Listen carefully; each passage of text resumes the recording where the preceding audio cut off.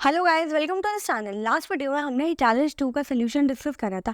Challenge 2 में हमने ये लेआउट डिज़ाइन करा था। इस लेआउट को बनाने के लिए हमने सिर्फ CSS पोजीशंस और दी इंडेक्स का यूज़ किया था। अब हम पढ़ेंगे float and clear property. Float and clear property का यूज़ करके हम लेआउट डिज़ाइन कर सकते हैं। अभी तक हमने लेआउट बनाने के दो तरीके तो देख लिए। सबसे पहले हमने देखा था डिस्प्ले प्रॉपर्टी का यूज़ करके कैसे लेआउट बनाते हैं, और फिर हमने देखा पोजीशन प्रॉपर्टी का यूज़ करके हम लेआउट डिज़ाइन कैसे करते हैं। अब हम पढ़ेंगे फ्लोट एंड क्लियर का यूज़ करके हम लेआउट कैसे बना सकते हैं। फ्लोट एंड क्लियर अब बहुत ही कम यूज़ होते हैं क्योंकि लेआउट डिज़ाइनिंग के बहुत अच्छे अच्छे मेथड्स आ गए हैं, जैसे फ्लेक्स बॉक्स और ग्रिड, जिनका यूज़ नॉर्मली ज़्यादा किया जाता है। अब फ्लोट एंड क्लियर का यूज़ बहुत कम किया जाता है। अब फ्लोट एंड क्लियर का यूज़ करके हम किस टाइप के लेआउट बना सकते हैं, यहाँ देखते हैं। ये देखिए, ये जो इमेज है यहाँ पर, इस इमेज और ये जो टेक्स्ट है, इस लेआउट को अगर आपको बनाना है, यहाँ पे आपकी इमेज लेफ्ट में और आपका जो टेक्स्ट है ये फ्लोट कर रहा है, ये फ्लोट कर रहा है राइट में। इसको बनाने के लिए आप यूज़ करते हैं फ्लोट प्रॉपर्टी का। तो इस लेआउट को एक बार हम खुद भी डिज़ाइन करके देख लेते हैं कि हम इसे कैसे बनाएंगे। अब एक काम करते हैं, सबसे पहले तो जो हमारा ये चैलेंज 2 की फाइल है इसे क्लोज कर देते हैं, HTML CSS दोनों की, और जो हमारा ये सारा कोड है इसको भी हटा देते हैं, हमें इसकी नीड नहीं है अब। और एक काम करते हैं, यहाँ पे जो CSS का कोड था इसे भी सेलेक्ट ऑल करके मैं इसे रिमूव कर देती हूँ। अब सबसे पहले तो मैं एक यहाँ पे कंटेनर बना देती हूँ, एक डिव बनाएंगे जिसकी क्लास होगी कंटेनर। अब इस क्लास में मैं एक लेती हूँ इमेज। अब हमें इस बहुत सारी इमेजेस मेरे पास पड़ी है, उनमें से ही हम एक CSS बॉक्स मॉडल वाली इमेज यूज़ करी थी, वही यूज़ कर लेते हैं। और यहाँ पर एक p टैग लेते हैं, इसके अंदर हमारा होगा सारा का सारा टेक्स्ट। अब इस टेक्स्ट को यहाँ पर यूज़ कर लेते हैं। अब हम देखते हैं कि हमारा वेब पेज लग कैसा रहा है। या आपका लेआउट कुछ ऐसा दिखेगा। यहाँ पे अभी हमारी जो इमेज है ये बहुत ज़्यादा बड़ी है। एक काम करते हैं, सबसे पहले इस इमेज को थोड़ा सा छोटा कर लेते हैं हम, और यहाँ पर इसे इमेज को मैं स्टाइल कर लेती हूँ, और इसकी एक काम करती हूँ, मैं विड्थ सेट कर देती हूँ 200 पिक्सल। और एक बार आप देखते हैं कि हमारा लेआउट कुछ कैसा दिखेगा। आपकी इमेज है ये छोटी हो गई है। अब भी आपका लेआउट कुछ ऐसा है, यहाँ आपकी इमेज है और ये हमारा सारा का सारा टेक्स्ट है। अब इसे देखते हैं कि हमारा ये टेक्स्ट, अगर हमें इस इमेज को लेफ्ट में लाना है और टेक्स्ट को राइट में, तो हम वो कैसे लाएंगे। यहाँ चलते हैं हमारे VS कोड में। अब यहाँ देखिए, यहाँ पे हम यूज़ करेंगे फ्लोट प्रॉपर्टी का। अब देखिए, अब मैं चाहती हूँ कि जो हमारा इमेज है वो लेफ्ट में आए और हमारा जो टेक्स्ट है वो राइट में आए। तो मैं यहाँ पे इमेज को कर दूँगी फ्लोट और यहाँ लिख दूँगी लेफ्ट। अब लेफ्ट करने से हमारी जो इमेज होगी वो आएगी लेफ्ट में, और जो हमारा टेक्स्ट होगा वो आएगा राइट में। यहाँ देखिए, यहाँ पे हमारी जो इमेज है, ये देखिए यहाँ पर इमेज लेफ्ट में आ गई और जो हमारा टेक्स्ट है वो आ गया राइट में। एक काम करेंगे, इस टेक्स्ट को हम थोड़ा सा बढ़ा लेंगे। सबसे पहले मैं थोड़ा ज़्यादा टेक्स्ट ले लेती हूँ यहाँ पे, और मैं यहाँ पे लिखती हूँ lorem 100। और यहाँ देखिए, यहाँ पे अब हमारे पूरे 100 वर्ड्स आ गए हैं। अब एक बार हम इसे रन करके देखते हैं। यहाँ पे देखिए, ये हमारा पूरा पूरा पैराग्राफ है कि हमारी इमेज आ गई लेफ्ट में और यहाँ आ गया हमारा टेक्स्ट राइट में। अगर आपको कुछ ऐसा अचीव करना होता है तो आप फ्लोट की मदद से ईजिली कर सकते हैं।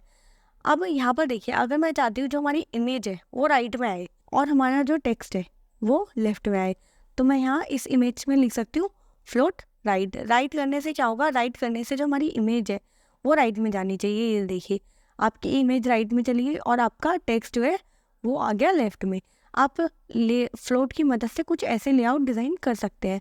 अब आती है हमारी क्लियर प्रॉपर्टी। क्लियर प्रॉपर्टी क्या होती है, जैसे हमने यहाँ पे क्या किया था, यहाँ पे हमने जो हमारी इमेज है उसको राइट में फ्लोट करा दिया था। क्लियर प्रॉपर्टी ये ध्यान रखते हैं कि जो आपके फ्लोटिंग एलिमेंट्स हैं उनके साथ वाले जो एलिमेंट्स होते हैं उनका क्या करना है, तो उनको कैसे हैंडल करना है, वो क्लियर प्रॉपर्टी का यूज़ करके होता है। अब मैं चाहती हूँ जैसे हमारा ये जो टेक्स्ट है ये नहीं चाहता कि इसके जो राइट में फ्लोटिंग एलिमेंट्स हैं वो फ्लोट करें, इसके राइट में कुछ भी फ्लोट करे, तो वो हम हैंडल कर सकते हैं। वो हम कैसे हैंडल करेंगे, हमें यहाँ पे क्लियर प्रॉपर्टी का यूज़ करना पड़ेगा। यहाँ पे एक काम करते हैं, जो हमारा p टैग है उसी में तो है ना हमारा सारा टेक्स्ट टैग, तो मैं यहाँ पे सिंपली लिख दूँगी क्लियर, और मुझे इसे राइट से क्लियर करना है क्योंकि इसकी फ्लोटिंग जो एलिमेंट्स कहाँ पे राइट में है, क्योंकि इसमें जो भी फ्लोट कर रहा है एलिमेंट वो इसके राइट में है। इमेज हमने राइट में जो फ्लोट कराई थी, तो मैं नहीं चाहती वो इमेज फ्लोट करे। तो यहाँ देखिए, यहाँ पे ये जो इमेज है पहले ये फ्लोट कर रही थी, अब इस टेक्स्ट ने लिख दिया कि हाँ क्लियर कर दो राइट से, तो ये नहीं चाहता इसके राइट में जो भी फ्लोटिंग एलिमेंट है वो फ्लोट करे, तो इसका राइट क्लियर हो गया। क्लियर होते ये एलिमेंट नीचे से स्टार्ट हो गया, ये उस लाइन में आ ही नहीं रहा। अगर हम क्लियर नहीं करते तो ये ऊपर से ही आ जाता। अब अगर मेरी इमेज सपोज कीजिए मैं लेफ्ट में ही फ्लोट कराऊँ, और अब लेफ्ट में फ्लोट करेगी तो मैं क्लियर राइट तो करूँगी नहीं। एक बार फिर भी इसे देखते हैं। यहाँ देखिए, यहाँ पे हमारी जो इमेज है अब ये लेफ्ट में फ्लोट कर रही है। अब हम क्लियर तो हमेशा राइट से कर रहे थे इसमें, इसलिए वो क्लियर ही नहीं हो रहा था। हमें इसे, अगर हमारी इमेज राइट में लेफ्ट में फ्लोट कर रही है तो हमें जो हमारा क्लियर है वो भी लेफ्ट में करवाना पड़ेगा। मैं नहीं चाहती जो इसकी फ्लोटिंग एलिमेंट्स हैं वो रहे, इसके लेफ्ट में कोई भी फ्लोटिंग एलिमेंट हो, तो हम इसे कर देंगे क्लियर लेफ्ट। अब जो हमारा फ्लोटिंग एलिमेंट था, ये इमेज थी हमारी फ्लोट कर रही थी, अब ये वही की वही है, लेकिन जो हमारा डिव है जिसमें जो हमारा पी टैग है जिसमें हमारा सारा टेक्स्ट रैप था, वो अब फ्लोटिंग एलिमेंट के साथ नहीं है, अब वो नीचे आ गया है।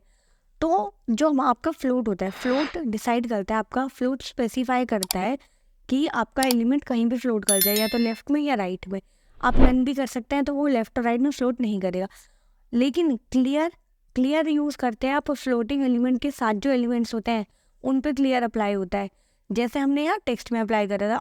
अगर आप क्लियर लेफ्ट करेंगे तो जो भी लेफ्ट में एलिमेंट्स फ्लोट कर रहे होंगे वो फ्लोट नहीं करेंगे, और अगर आप क्लियर राइट कर देंगे तो जो भी एलिमेंट्स फ्लोट कर रहे होंगे राइट में वो भी क्लियर हो जाएंगे। अब इसके बाद मैं आपको एक प्रॉपर्टी का बताऊंगी फ्लोट का यूज़, फ्लोट का नहीं, ओवरफ्लो का यूज़ फ्लोट एंड क्लियर के साथ। यहाँ पे देखिए, अभी एक काम करती हूँ मैं, जो हमारा ये टेक्स्ट है और इस इमेज को करती हूँ मैं कॉमेंट, मुझे इस इमेज की नीड नहीं है, और इस पी टैग को मुझे चाहिए शॉर्ट, तो मैं सारे टेक्स्ट को रिमूव कर देती हूँ और एक काम करती हूँ, इसी पी टैग को मैं कॉपी कर लेती हूँ और देखते हैं हमारा लेआउट। हाँ, अब हमारा लेआउट कुछ ऐसा दिख रहा है। अब एक काम करते हैं, हम इस कंटेनर को स्टाइल करते हैं। अब यहाँ पे एक काम करती हूँ, जो हमारा पेज इमेज है, इमेज तो है नहीं, तो इसको हटा देते हैं या कमेंट कर देती हूँ। और जो हमारा कंटेनर है इसको मैं बॉर्डर देती हूँ, बॉर्डर 5 पिक्सल सॉलिड रेड। और जो हमारा ये क्लियर है इसको तो कमेंट करते हैं, और इसको बॉर्डर देते हैं हमारे बॉक्सेस को, पी टैग को 2 पिक्सल सॉलिड ब्लू। अब इसके पास बॉर्डर आ जाएगा। अभी मैं आपको एक ओवरफ्लो प्रॉपर्टी बताना चाह रही हूँ। ओवरफ्लो हम पढ़ चुके हैं, लेकिन मुझे आपको फ्लोट के साथ बतानी है। यहाँ देखिए, ये आ गए हमारे तीनों बॉक्सेस। अब एक काम करती हूँ, मैं इन्हें एक लाइन में भी लाना चाहती हूँ। जो हमारे बॉक्सेस है इनको एक लाइन में लाने का एक तरीका ये भी है कि हम यहाँ पे भी यूज़ कर सकते हैं फ्लोट प्रॉपर्टी का। अगर मैं यहाँ इनको फ्लोट लेफ्ट कर दूँ तो देखिए ये फ्लोट में लेफ्ट हो जाने चाहिए सारे के सारे आपके जितने भी पी टैग है और उनका टेक्स्ट जो भी होगा। और ये देखिए, फ्लोट लेफ्ट तो हो जाने चाहिए थे, लेकिन ये फ्लोट लेफ्ट नहीं हुए। फ्लोट लेफ्ट से ये एक ही लाइन में आने चाहिए थे, लेकिन नहीं आए, फ्लोट लेफ्ट हुए ही नहीं। क्यों नहीं हुए? क्योंकि ये देखिए, ये जो आपका वो होता है कंटेनर जिसमें आपके सारे एलिमेंट्स होते हैं, जिनमें आपने फ्लोट लेफ्ट या फ्लोट राइट कर रखा होता है, और जो उसका पेरेंट कंटेनर होता है जिसमें हमारा ये कंटेनर था, ये देखिए कोलैप्स हो गया। ये ऊपर एक लाइन बन गई है, ये पूरा बॉर्डर आना चाहिए था, लेकिन ये पूरी लाइन बन गई है। इसे आप कैसे हैंडल करेंगे? इसे हैंडल करने का तरीका होता है, आप यहाँ यूज़ कर सकते हैं ओवरफ्लो प्रॉपर्टी का। अगर मैं इस कंटेनर को दे दूँ ओवरफ्लो और ऑटो कर दूँ मैं, तो इसमें जो एलिमेंट्स हैं वो ओवरफ्लो नहीं होंगे। और एक बार इसे देखते हैं। अब देखिए, अब ये ओवरफ्लो नहीं हो रहे, अब ये आपके सही आ रहे हैं। अब अगर मैं इसे एक ही लाइन में लाना चाह रही हूँ तो मैं एक काम कर सकती हूँ कि मैं इनकी विड्थ थोड़ी सी कर दूँगी कम। विड्थ इनकी 100 पिक्सल कर देते हैं, और 100 पिक्सल होने के बाद एक बार देखते हैं ये लग कैसे रहे हमारे बॉक्सेस। हाँ, ये देखिए, ये आ गए एक ही लाइन में।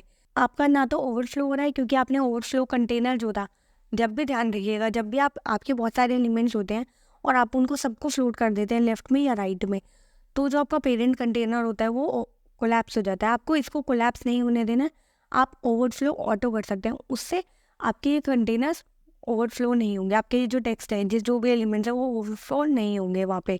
अब हमने यहाँ पे देखा था फ्लोट लेफ्ट करके, ऐसे ही हम इन सबको एलिमेंट्स को फ्लोट राइट भी कर सकते हैं। मैं इसे फ्लोट राइट करती हूँ, और एक काम करते हैं, इनको थोड़ी स्टाइलिंग देते हैं। मैं इनमें पैडिंग दे देती हूँ 20 पिक्सल की, और मार्जिन दे देती हूँ 20 पिक्सल की। और अब हमने इन्हें फ्लोट राइट करवाया है, और एक काम करते हैं, आपको दिखाती हूँ कि इनका ऑर्डर कैसा रहेगा। तो मैं यहाँ पे एक काम करती हूँ, लिख देती हूँ बॉक्स 1 और यहाँ लिख देती हूँ बॉक्स 2 और यहाँ लिख देती हूँ बॉक्स 3। अब आपको ऑर्डर पता चल रहा है कि ये राइट में फ्लोट कर रहे हैं, तो उनका ऑर्डर क्या है ये देखिए। अब फ्लोट राइट करने का मतलब क्या है, ये राइट से स्टार्ट हो रहे हैं, पहले ये लेफ्ट से स्टार्ट हो रहे थे, अब राइट से स्टार्ट होंगे। तो पहले बॉक्स 1 आएगा, उसी फ्लो में आएंगे जिस फ्लो में आपने लिखे हैं। तो 1 पहले लिखा था, पहले 1 आ गया, फिर 2, फिर 3। और अगर आप इन्हें फ्लोट लेफ्ट कर देंगे तो ये लेफ्ट से स्टार्ट हो जाएंगे।